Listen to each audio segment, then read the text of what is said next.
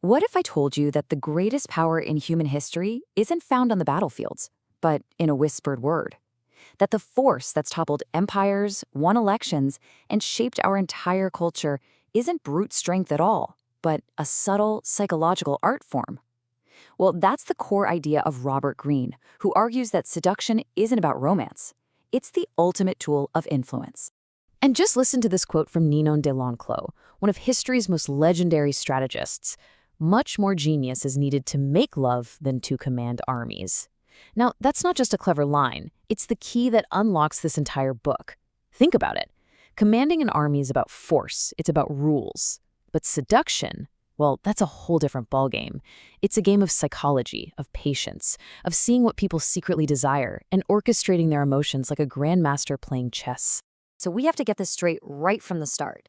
This book is not a manual of pickup lines. It's a deep dive into creating fascination and orchestrating desire. And understanding that mental switch is exactly what we do here. Welcome to MindSwitch Books. So, in our breakdown of Robert Greene's masterpiece, The Art of Seduction, we're going to unlock this power by exploring 3 of his most compelling archetypes. Now, don't think of these as personality types. Think of them as strategic roles you can play. We're going to uncover the secrets of the charismatic, who inspires total devotion, the charmer, who masters personal connection, and the star, who becomes an object of pure fantasy. Let's dive in. Okay, first up, the charismatic. Now, these people are fascinating because they operate on this huge scale.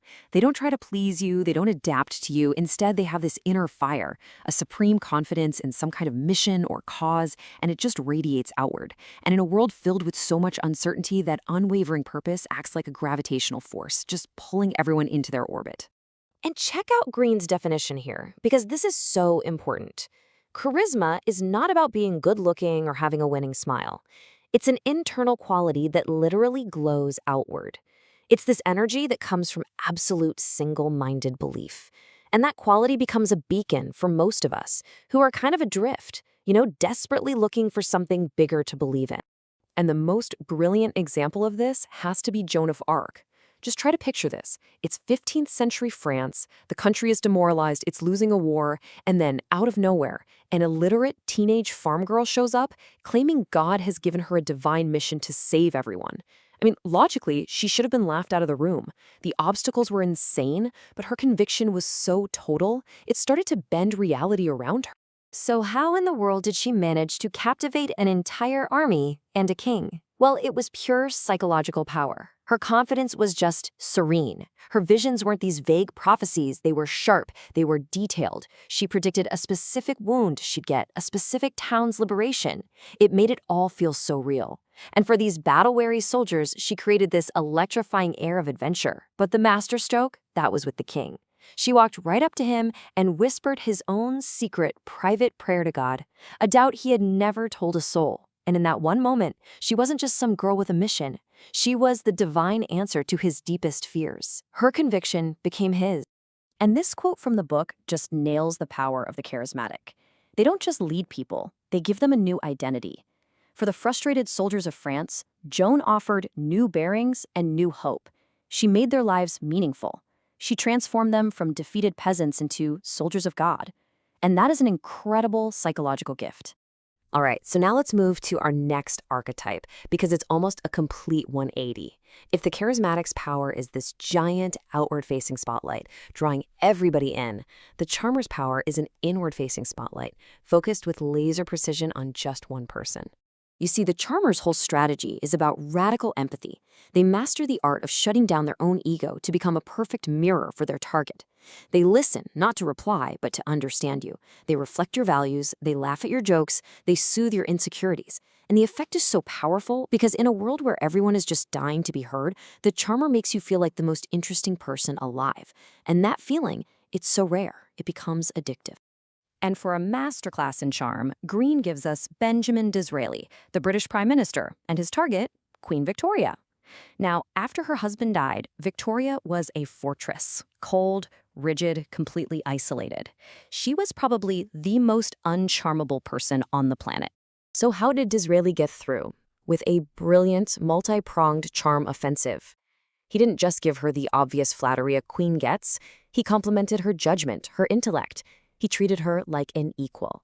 He turned the stuffy business of politics into something amusing and relaxed. He spoke to her not just as a monarch, but as a woman, with these subtle flirtations that just woke up her repressed spirit. He gave her small, thoughtful gifts, like her favorite flower, the primrose, that created this secret, intimate language just between them. He made her feel seen, heard, and captivating, until the queen herself admitted she felt giddy around him. He had become her main source of pleasure. And this quote, this legendary quote, is the perfect summary of the charmer's power. Gladstone, the big intellectual, left you impressed with himself, but Disraeli, the master charmer, left you impressed with yourself. And that is the secret. Charm has almost nothing to do with you. It's about making the other person the hero of their own story. Isn't that such a profound insight into how we connect? It's not about being clever. It's about making other people feel seen. And if you're finding these psychological deep dives as fascinating as I do me a quick favor and hit that like button, and maybe share this with someone you know who appreciates the art of influence. So, we've seen the power of a grand vision, and we've seen the power of intense personal focus. They both seem to be about connection, right? But what if the most enigmatic form of seduction isn't about closing the gap at all, but about artfully creating it? And this brings us to our final, and maybe most modern archetype, the star. The star doesn't chase you. They don't charm you. They don't need a big mission. No, their power comes from their aloofness. They are this glittering, dreamlike presence that stays just tantalizingly out of reach, forcing us to do all the work, projecting our deepest fantasies right onto them. The star operates entirely on our subconscious. By creating this air of mystery, by being intentionally vague, they become this beautiful blank canvas. And our minds, well, they hate a vacuum, so we instinctively rush to fill in the gaps with our own desires and our own ideals. We end up falling in love, not with the real person, but with the perfect fantasy we've built around them. And as Green says, we're not even aware of how deeply it's influencing us.